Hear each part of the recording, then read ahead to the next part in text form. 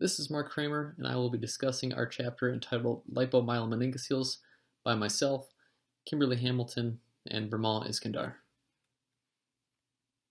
The objectives of this chapter are number 1, to understand the anatomy and classification of lipomyelomeningocele, number 2, understand the presenting symptoms and signs in different age groups, number 3, understand the embryological mechanisms underlying these lesions, number 4, surgical indications, and number 5, surgical technique. Lipomyelomeningocele are a form of occult closed spinal dysraphism. They consist of a lipomatous mass that arises in the subcutaneous space and protrudes through a midline bony defect. They typically displace the dura through a midline defect and infiltrate the spinal cord, tethering it in place. Although first described in the 1850s, the modern term was first adapted in 1971 by Rogers. The terminology is confusing because unlike open defects, as in myelomeningocele and meningocele, typically there's no external protrusion of meninges or neural structures. 4 types of lipomyelomeningocele have been described based upon lipoma morphology and location. These include dorsal, caudal, transitional, and chaotic. Each type can be traced back to a particular error in the development of the neural axis. Classification is determined through both preoperative imaging, typically MRI, and intraoperative findings. This classification can be helpful for operative planning. Dorsal type lipomas arise along the dorsal surface of the spinal cord via a fibrolipomatous stalk. There is usually a substantial superficial subcutaneous fat component as well. At the site of attachment to the spinal cord, the stalk attaches directly to an area of unfused spinal cord just posterior and medial to the posterior columns and dorsal to the central canal. Sensory motor nerve roots emerge anterior to the lipoma and are not incorporated. In the caudal or terminal type lipomyelomeningocele, the lipoma spinal cord interface is located caudally at the conus. The fatty tumor may either replace the filum terminale or surround it, or a separate filum may lay anteriorly. The nerve roots may lie ventral to the lipoma or pass through the mass itself. The caudal type is often asymmetric, involving more of the cord and nerve roots on one side, and unlike the discrete lipoma cord interface in the dorsal type lipomyelomeningocele, the lipoma cord interface in the caudal type is diffuse. In addition to the dorsal and caudal types just described, there are several transitional varieties. In these cases, the rostral end is more characteristic of the dorsal type, and the inferior end of the mass transitions into more of a caudal type. A more recent classification introduced by Pang and Associates represents a 4th type of lipomyelomeningocele termed chaotic. But this describes a type of lipoma in which the spinal dural fusion line is orderly at the rostral end, but becomes disorganized caudally, with lipomatous tissue migrating ventrally inside and outside the neural placode, engulfing both spinal tissue and nerve roots. The blurring of the fusion line distally makes identification of the dorsal root entry zone and nerve roots less predictable, and surgical resection difficult. Chaotic lipomas are uncommon and often associated with sacral agenesis. Lipomyelomeningocele form secondary to embryologic errors occurring during the processes of primary and secondary neurulation, occurring post-ovulatory days 25 to 48. During primary neurulation, the neural ectoderm folds into the neural tube, which eventually develops into the spinal cord and brain. In secondary neurulation, the distal spinal cord and filum terminale are formed by an aggregate of undifferentiated cells, which assemble at the caudal end of the neural tube. After closure of the neural tube, the neural ectoderm splits from the overlying ectoderm during a process called disjunction. The 4 different classes of lipomyelomeningocele are traced to errors during this highly regulated process. Specifically, dorsal type lipomyelomeningocele are thought to form due to premature disjunction prior to completion of neural tube closure during primary neurulation. As a consequence, the paraxial mesenchyme gains access to the lumen of the neural tube, preventing its complete closure.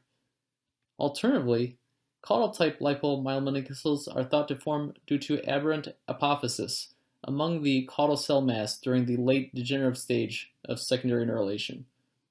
Both transitional and chaotic types likely involve some combination of mistimed disjunction and aberrant apophysis. Due to a lack of study, the embryology and risk factors for lipomyelomeningocele are unknown.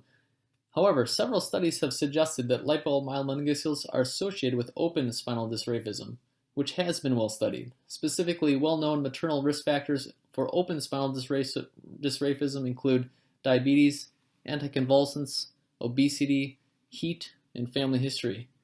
Also, of note, several large population studies have noted different prevalence rates of lipomyelomeningocele among different ethnic groups. Specifically, the prevalence of tumors appears to be higher in both white and Hispanic mothers, but reduced in non-Hispanic black mothers. The cause of these differences is not known. Diagnosis of lipomyelomeningocele is through both cutaneous findings and clinical symptoms. Newborns are often referred for evaluation of lipomyelomeningocele based upon supragluteal midline cutaneous defects, which will be discussed on the next slide. These children are typically asymptomatic. Older children and adults often present with various symptoms related to tethering of the spinal cord. These include weakness, gait disturbance, lower extremity sensory loss, and/or pain. Patients may also develop scoliosis, leg length discrepancies, and/or foot deformities. Urologic symptoms may also present, which are dominated by either fecal or urinary incontinence. As previously noted, infants typically present with a non-tender subcutaneous mass in the midline lumbosacral spine. Superficially, the lipoma is typically integrated into the subcutaneous tissues, but the mass becomes increasingly fibrous as it approaches the spinal cord or filum. The overlying skin is typically intact, but they have also been associated with skin dimples, hemangiomas, hair patches, skin appendages, atretic meningocele, and even dermal sinuses. As seen in this case, the subcutaneous mass is associated with a cutaneous hemangioma. Lipomyelomeningocele present differently across the lifespan. Symptoms are secondary to a combination of progressive spinal cord tethering and/or local mass effect at the spinal cord lipoma interface. Therefore, infants typically appear asymptomatic. However, if symptoms are present in infancy, it is likely a consequence of abnormal nerve root and/or spinal cord development. As children age, progressive deficits may develop secondary to spinal cord tethering, including the orthopedic, neurologic, and urologic symptoms mentioned previously.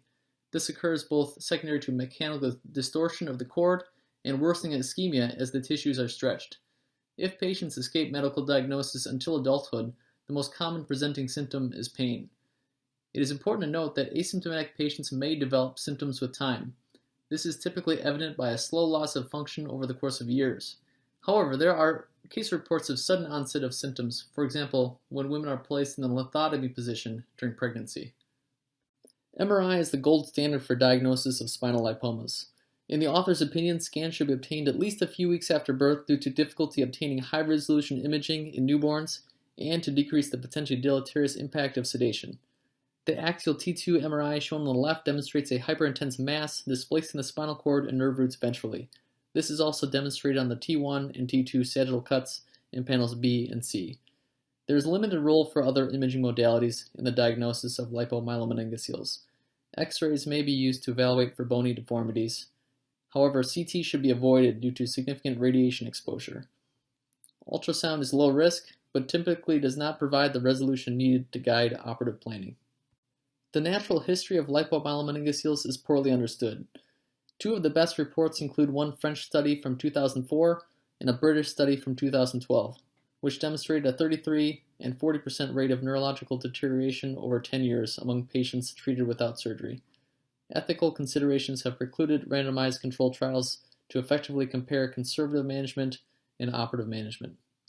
Symptomatic patients should undergo lipoma resection and tethered cord release in an effort to preserve or improve neurologic function. Controversy exists over management of asymptomatic patients. However, many surgeons opt for early operative intervention to preserve neurologic function. This remains an important area of debate in the pediatric neurosurgery community. If operative intervention is pursued, the goals of the surgery include detaching the spinal cord from all tethering structures, decompressing the intramedullary mass, and reconstructing the spinal cord and thecal sac. There is no role for resection of the lipomatous mass alone, without untethering the spinal cord. In fact, resection of the mass alone will only serve to increase the difficulty of future resection and tethered cord release. Please see the associated video for surgical technique. Lipomyelomeningocele resection is typically well tolerated with relatively few complications. The most common postoperative issues include CSF leak and the development of a pseudomeningocele. CSF leak may be first managed by oversewing the wound. However, persistent leak may require re-exploration for primary surgical repair. Aseptic meningitis can be managed with corticosteroids. The most feared complication is the development of new deficits. Thankfully, in skilled hands, this is a rare complication. Counseling patients and families regarding anticipated surgical outcomes should be tailored to the patient's age, clinical symptoms, and the anticipated difficulty of surgical resection based upon lipoma morphology. Among experienced surgeons, we expect stable or even improved neurologic function. In a large series by Pang, a greater than 94% rate of stable or improved neurologic function was observed in the immediate postoperative period. However, the likelihood of reversing neurologic deficits appears to decrease with age. Long-term outcomes are driven by rates of symptomatic retethering of the spinal cord, which often presents with pain, weakness, and neurologic symptoms, which can occur months to years after surgery. Pang and colleagues make a strong argument for total resection in all cases to decrease the incidence of symptomatic retethering. In conclusion, lipomyelomenogoceles represent a set of congenital spinal cord malformations as part of the spectrum of occult spinal dysraphism.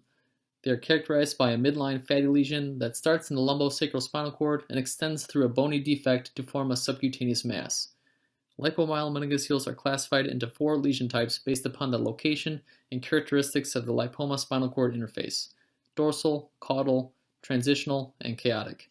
Embryologically, lipomyelomenogoceles are presumed to occur secondary to a problem with neural tube formation and disjunction. Disjunction is the process by which the neural ectoderm separates from the epithelial ectoderm. The differences between lipomyelomενingocele types may be related to slight variations in timing of neural tube formation. Diagnosis is based upon clinical symptoms, cutaneous signs, and confirmatory radiographic imaging. Symptomatic patients should undergo tumor resection with tethered cord release. While many surgeons strongly advocate for prophylactic surgery in patients without symptoms, controversy still exists. Thank you for your attention.